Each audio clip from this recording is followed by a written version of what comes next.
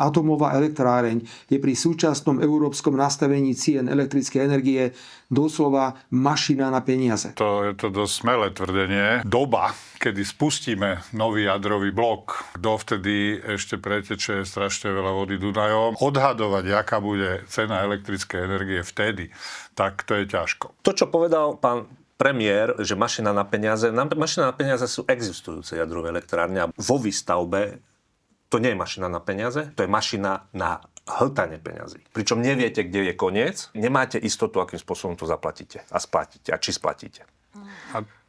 Áno.